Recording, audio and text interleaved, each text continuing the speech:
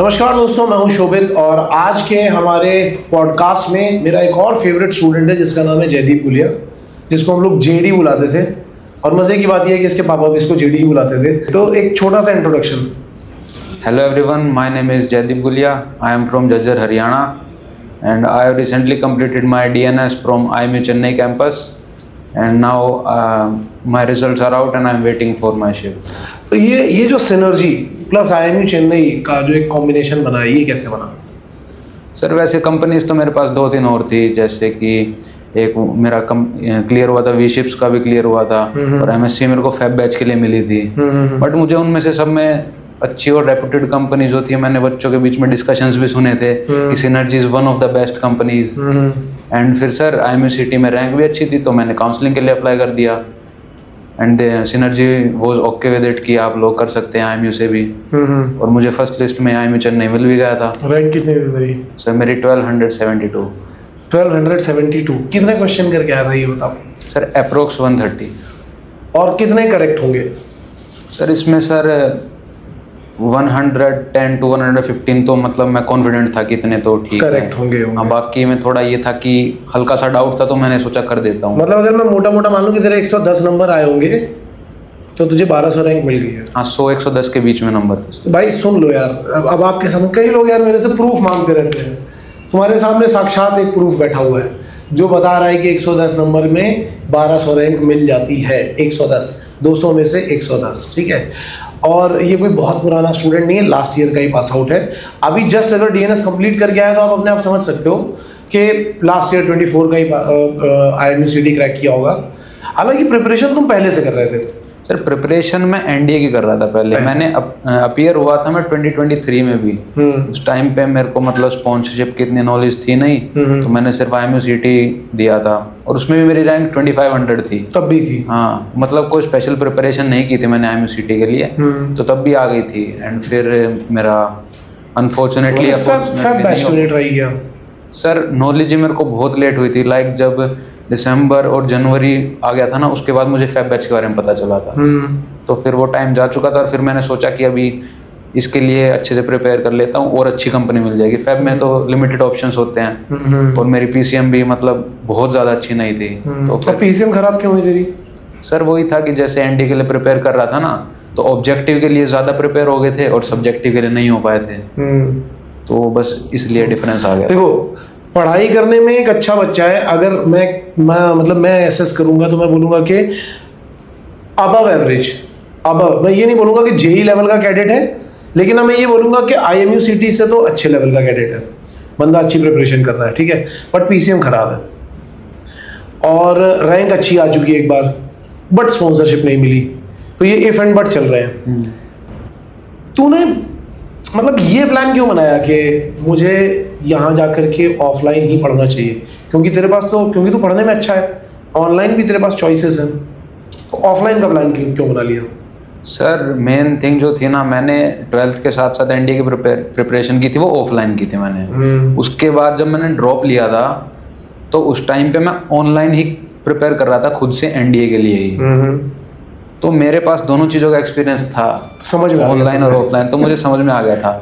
और मतलब अगर सिर्फ IMU सिटी की बात होती तो मैं खुद कर भी लेता, बट मेन जो प्रॉब्लम थी ना वो थी कि कंपनीज की इंफॉर्मेशन, फॉर्म्स कब आउट हो रहे हैं और इंटरव्यू जो स्पेसिफिक क्वेश्चंस होते हैं वो फिर इसलिए इंटरव्यू में मुझे लगता है अब जैसे बहुत बार यार ये भी एक डिस्कशन चलता है कि सर वो ऑनलाइन इंटरव्यू ऑफलाइन इंटरव्यू, मैं तो ऑनलाइन को स्कैम ही बोल देता हूँ इंटरव्यू को। बट फिर भी तेरा क्या point of view online offline में तेरा क्या रहा? Interview in terms of interview only. In terms of interview sir, offline जब तक नहीं होगा ना, जब तक इंटरेक्शन नहीं होगी, जब तक मतलब वो आपको एक्सपोजर ही नहीं मिल पाएगा, डर नहीं मिल पाएगा जो डर आता है, वो डर नहीं मिल पाएगा। अब जैसे आप ऑफलाइन इंटरव्यू देते हो तो आप फेस टू फेस कन्वर्सेशन करते हो ना, और क्योंकि कंपनीज में भी मोस्टली कंपनीज में ऐसा होता है कि ऑफलाइन इंटरव्यू होता है। कोई आई थिंक 1 या 2 कंपनीज होंगी जो ऑनलाइन इंटरव्यू करवाती हैं। तो सर ऑफलाइन एक्सपीरियंस करना बहुत ज़रूरी है। ऑनलाइन में क्या होता है ना, फिर वही बात है कि कंफर्ट जोन से नहीं निकल पाते हम लोग। अच्छा, वैसे देख IMU चेन्नई में अपने पहले भी 2-3 बच्चे गए थे, तो मुझे वहाँ की कोई बहुत अच्छी रिपोर्ट नहीं मिली, ठीक है, IMU चेन्नई की। लेकिन मैं तुझे ये भी नहीं बोलूंगा कि तू अपने मुंह से कोई ऐसी रिपोर्ट बता कि बाद में तेरे ऊपर ही गाज गिर जाए, लेकिन फिर भी मुझे एक ओवरऑल एक्सपीरियंस चाहिए कि तेरा आईएमयू चेन्नई का एक्सपीरियंस कैसा रहा। सर IMU चेन्नई मतलब ऐसा था ना कि जैसे अगर मैं कंपेयर करूं, क्योंकि मेरे और फ्रेंड्स हैं जो अलग अलग कॉलेजेस में हैं, हाँ। जो कोई एंग्लो ईस्टर्न में, कोई ग्रेट ईस्टर्न में, कोई एमएट में, IMI में, तो वहाँ जो मैंने सुना है उनसे कि स्ट्रिक्टनेस होती है, और मैंने ये एक्सपीरियंस इतना ज़्यादा नहीं किया, मैं कहूँगा IMU चेन्नई में स्ट्रिक्टनेस इतनी ज़्यादा थी नहीं। जैसे इनको क्या होता था कि पनिशमेंट्स मिल जाती थी छोटी छोटी बातों पे, हमें उतनी ज़्यादा नहीं मिलती थी, कभी कभार मिल जाती थी। कोई मिली पनिशमेंट तुझे?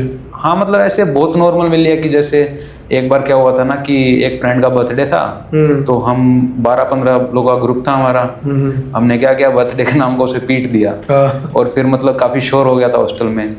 तो वार्डन आया और उसने एक ही रूम के अंदर 12 बंदों को जब देखा ना, तो उसको मतलब थोड़ा गुस्सा आया, और फिर वो हम सबको बाहर ले गया हॉस्टल के। उसने 1-2 घंटा खड़ा रखा, मतलब कुछ बताया कि भाई ऐसा मत करो यार, ये वो, फिर छोड़ दिया।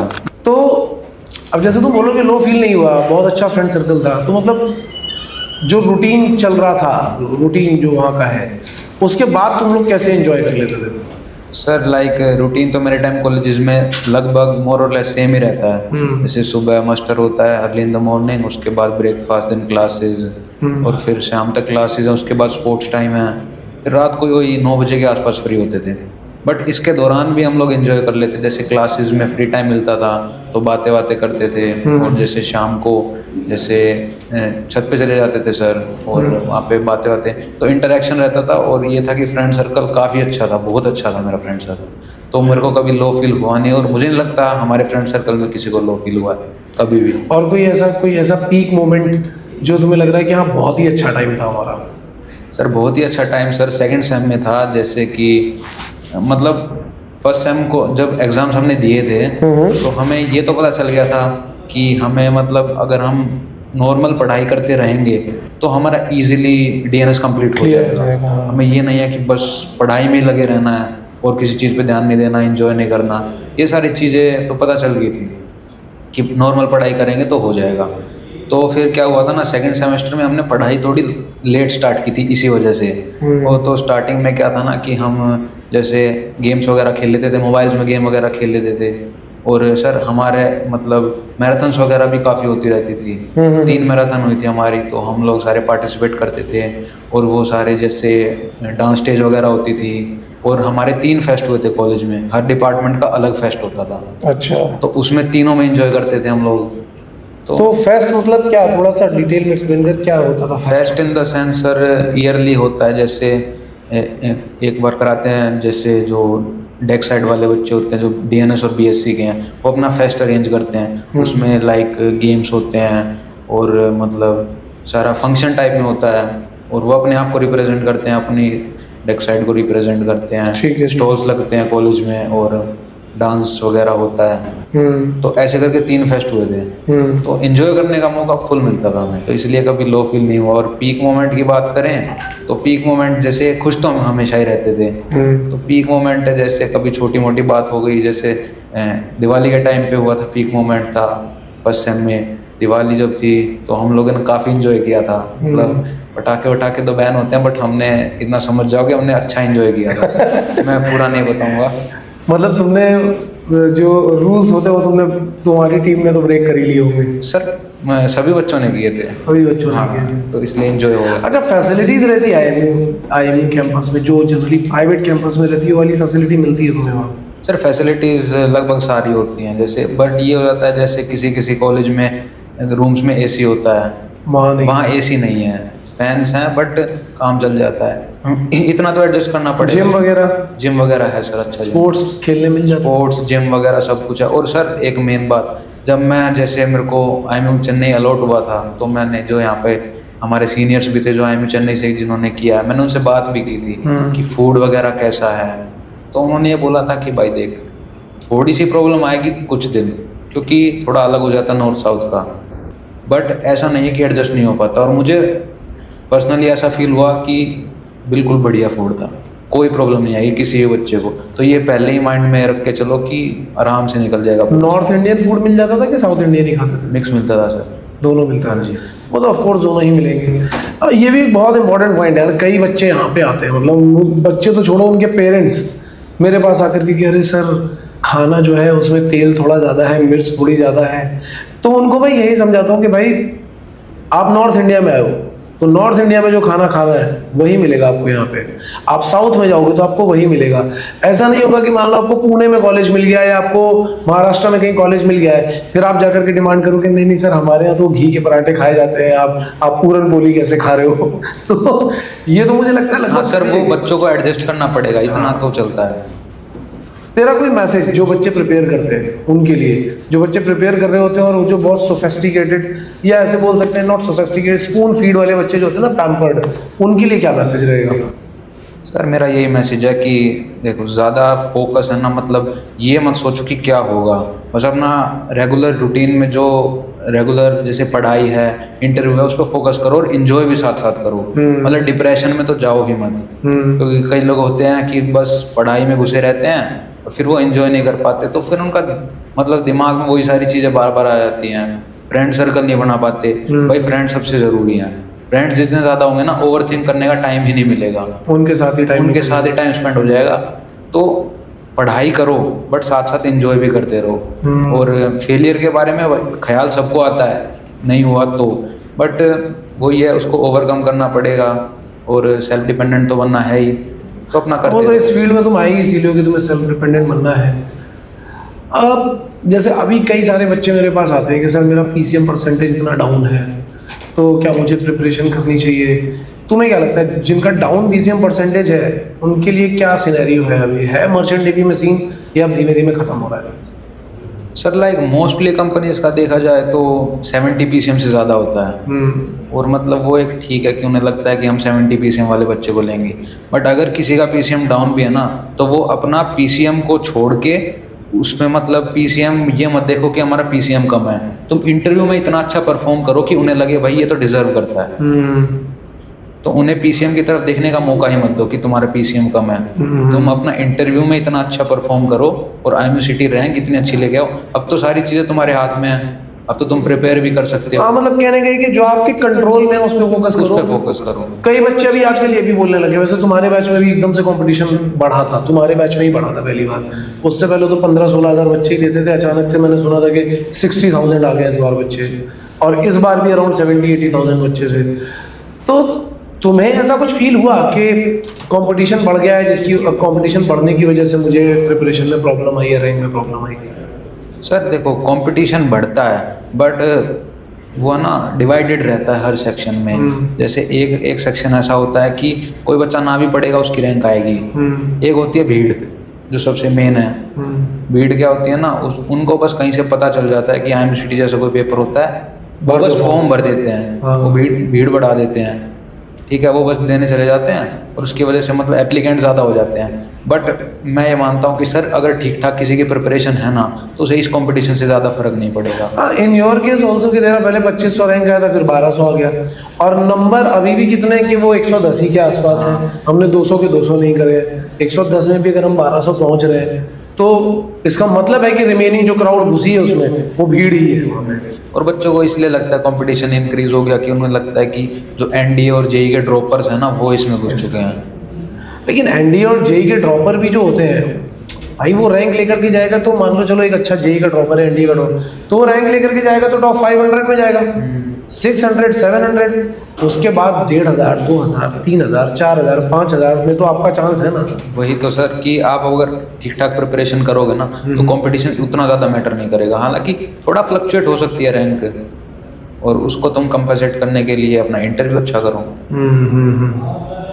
चलो सही है, ये काफ़ी बढ़िया एक्सपीरियंस है in terms of college also और इन टर्म्स ऑफ कैडेट, क्योंकि देखो अलग अलग। अच्छा एक और चीज़ मैं पूछूंगा कि जैसे तुम चेन्नई में थे, अब अपने पास एमएड वाले भी बच्चे थे जो चेन्नई में थे, तो उनका एक्सपीरियंस था कि सर वहाँ पे लैंग्वेज बैरियर था, तूने फील किया वहाँ पे कोई language barrier? Sir language barrier होता है, जैसे कि शोरली मिल जाती है, हम लोग बाहर जाते हैं तो लैंग्वेज बैरियर फील होता है किसी के साथ कम्युनिकेट करने में। और जैसे कोई कैब है, ऑटो रिक्शा वाले हैं, उनके साथ थोड़ा प्रॉब्लम होती है, बट उतना ज़्यादा। तो वो इंग्लिश भी नहीं बोलते थे?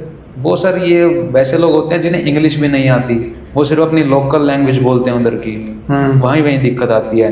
जो मतलब ये होता है कि इतनी ज़्यादा प्रॉब्लम आएगी नहीं, क्योंकि आजकल हर जगह के लोग सभी जगह पे हैं, जैसे नॉर्थ के लोग बहुत ज़्यादा हैं साउथ में, तो मुझे ऐसा फील नहीं हुआ लैंग्वेज, उतना फील नहीं हुआ लैंग्वेज। आजकल तो भाई लैंग्वेज के चक्कर में महाराष्ट्र में बड़े झगड़े चल रहे हैं हालांकि कि तुम्हें यही बोलना पड़ेगा, तुम्हें वही बोलना पड़ेगा।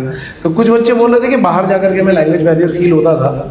हालांकि जब मैं भी अपना बीटेक कर रहा था तो मैंने कश्मीर से किया था, वहाँ पे लोग कश्मीरी थे, बट जम्मू के लोग जो डोगरी बोलते थे वो मोरलेस पंजाबी जैसी थी। और मतलब जो हिंदी बोलता है वो थोड़े दिन भी पंजाबियों के साथ रहेगा तो पंजाबी भी समझ में आ जाती है। हाँ, वो थोड़ी कोरिलेटेड होती, इतनी ज़्यादा मुश्किल नहीं होती। कश्मीरी एकदम डिफरेंट होती थी। तो लैंग्वेज बैरियर भी हमें होते थे थोड़े बाहर जाने के बाद। बाहर जाने के बाद तो लगभग सब हिंदी इंग्लिश में कम्युनिकेट कर ही लेते थे। इंस्टीट्यूट के अंदर तो सर सारे बच्चे, मतलब आपको हर जगह के बच्चे मिलेंगे। हमारे जो फ्रेंड सर्कल था उसमें सारे नॉर्थ के बच्चे थे ज़्यादातर, तो हमें अंदर इतना फील नहीं होता था। बट जैसे वीकेंड पे बाहर जाते थे ना, जब थोड़ा बहुत होता, बट एडजस्ट हो जाता है, ऐसा कोई प्रॉब्लम मुझे तो आई नहीं। ठीक है। चलो, ये काफ़ी सही है, काफ़ी अच्छा एक्सपीरियंस है। और तुम्हारा वाला पॉडकास्ट इसलिए भी काफ़ी स्पेशल है क्योंकि यहाँ पे आने के बाद कई लोगों ने अपने अप्स एंड डाउन्स बताए। You are the only one जो बोल रहा है कि डीएनएस में मेरा कोई डाउन नहीं है, मुझे बहुत मज़ा आया और मैंने बहुत एंटरटेनमेंट किया, एंजॉय किया, सब कुछ किया। तो जो भी प्रिपेयर कर रहे हैं वो वैसे इंस्टाग्राम पे तो दिखाई नहीं पड़ता मुझे कहीं पे। सर मेरा डीएक्टिवेटेड है कभी से ही, बहुत टाइम से। नहीं तो अगर एक्टिवेटेड होता तो मैं डेफिनेटली डालता कि यार इससे ज़रा पूछना कि ये कैसे एंटरटेन करता है वहाँ पे सबको। बट एनीवे, बहुत अच्छा एक्सपीरियंस है। काफ़ी लोगों को काफ़ी कुछ सीखने के लिए मिला होगा। कुछ लोगों के अगर कुछ और कमेंट हो जो जेडी से ही पूछना चाहते हो तो नीचे डालना कमेंट सेक्शन में, मैं सेपरेटली कुछ आंसर्स लेकर के आऊँगा। बट अभी जैसे सिनर्जी की वेटिंग थोड़ी ज़्यादा चल रही है, तुझे क्या लगता है कब तक शिप ज्वाइन कर लेगा? सर सिनर्जी की वेटिंग सर लास्ट ईयर अगर देखी जाए तो काफ़ी ज़्यादा थी, बट इस बार जैसे कंपनी ने हमसे इंटरेक्ट किया तो हमें लग रहा है कि इतनी ज़्यादा नहीं होगी। और इनफैक्ट मेरे पास मेल भी आ चुका है रिजल्ट के बाद कि जल्दी ही प्रोसेस स्टार्ट होगा यूएस वीज़ा और उस चीज़ का, तो उसे देख के थोड़ा ये लग रहा है कि हाँ हो जाएगा, इस बार जल्दी हो जाएगा। चलो ठीक है। तो जब तुम फर्स्ट सेल मार करके आओगे तब पहली सेल का एक्सपीरियंस भी हम शूट करेंगे। श्योर। ओके, सो अगेन यार थैंक्स अ लॉट यहाँ आने के लिए। और हम लोगों ने 2-3 दिन अच्छे मैच भी खेले। मैं चाह तो आज भी खेलने के लिए रहा था लेकिन मेरी खुद की हिम्मत नहीं पड़ी। बट एनीवे, नेक्स्ट टाइम मिलते हैं फिर से। Okay, thank you so much sir. चलो, थैंक्स अ लॉट।